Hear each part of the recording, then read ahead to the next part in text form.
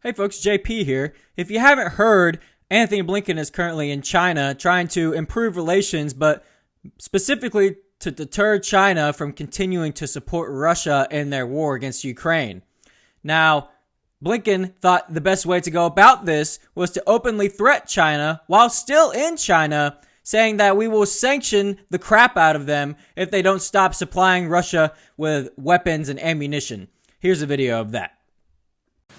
I reiterated our serious concern about the PRC providing components that are powering Russia's brutal war of aggression against Ukraine. China is the top supplier of machine tools, microelectronics, nitrocellulose, which is critical to making munitions and rocket propellants, and other dual-use items that Moscow is using to ramp up its defense industrial base. A defense industrial base that is churning out rockets, drones, tanks, and other weapons that President Putin is using to invade a sovereign country, to demolish its power grid and other civilian infrastructure, to kill innocent children, women, and men.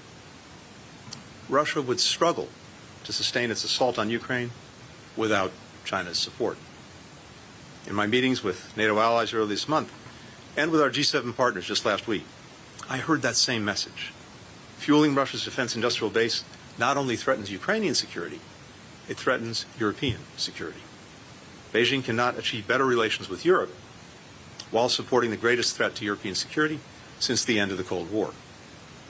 As we told China for some time, ensuring transatlantic security is a core U.S. interest. In our discussions today, I made clear that if China does not address this problem, we will. What I love in that video is how Blinken says that if China stopped supplying Russia with ammunitions, that they would lose to Ukraine. First of all, I don't think that's necessarily true, but it's definitely true on the Ukrainian side. If Ukraine stopped getting our ammunitions, they would have lost the war in Russia or against Russia long ago. Now, I'm not saying we shouldn't have sent weapons to Ukraine, but I'm just saying that's a fact, and it's quite hypocritical for Blinken to say something like that. But the main issue here is the openly threatening China while still in China. What are we trying to accomplish here, right? First of all, if you want to say something like that, wait till you get home. Wait till you get home, wrap up this, whatever their intentions with having this trip to China is to improve relations. Really, it's just been a sign of weakness. Throughout the whole trip, it's been us just kind of getting on our knees and begging China to stop doing what they're doing and whatever the area of conversation is. And then we'll just go and openly threat China, saying that we'll sanction them if they don't stop supporting Russia while still in China. The question is, do you really think this is about the war in Ukraine? No, not really. I think this is mainly about the fact that China is continuing to rise in power while being aligned with Russia, and BRICS continuing to become a threat to the dollar. This is more of the United States trying to stop that from happening and white-knuckling the situation and doubling down and continuing to weaponize the dollar. Now, sanctions obviously are effective in certain ways. For example, sanctioning Iran to keep them from building up their military works, and that's a smart thing to do. Does sanctioning China, first of all, will it work? Two, is it smart? I don't think either are true.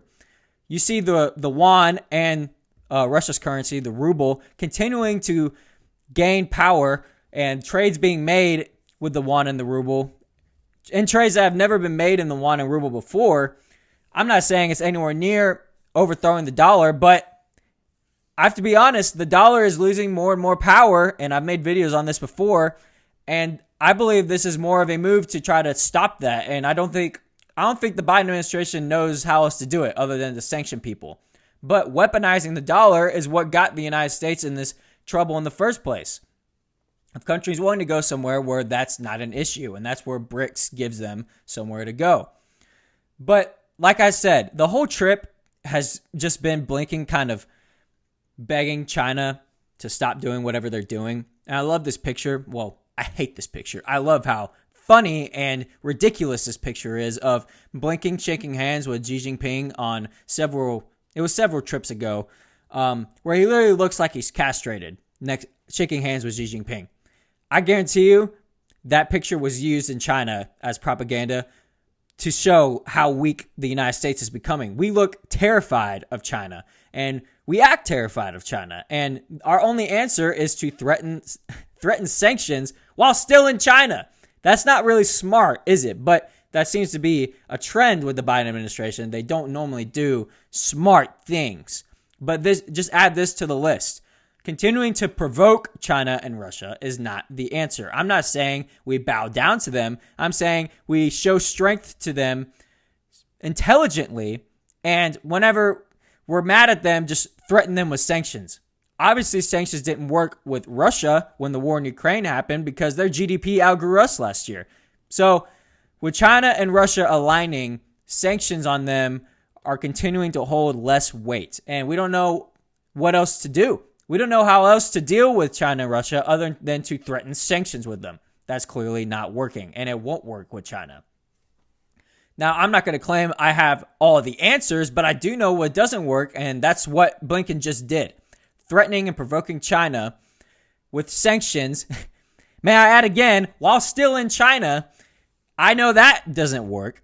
And Xi Jinping actually during one of the meetings said something with Blinken about how he was hoping Biden would be there instead of him, and says something along the lines of, I hope this trip you found this trip still to be productive. It was a passive-aggressive way of, look, I want to talk to Biden, not you. So they're not scared of us, them being China. They don't fear us. They're continuing to launch cyber attacks and test out our infrastructure systems to see if we could hold up with a cyber attack against them. And the FBI openly admitted that they have infiltrated our infrastructure systems with cyber attacks and are waiting for a time to strike. That shows they're not scared of us. And I'm sorry, Blinken, the answer to this is not more sanctions. It's just not.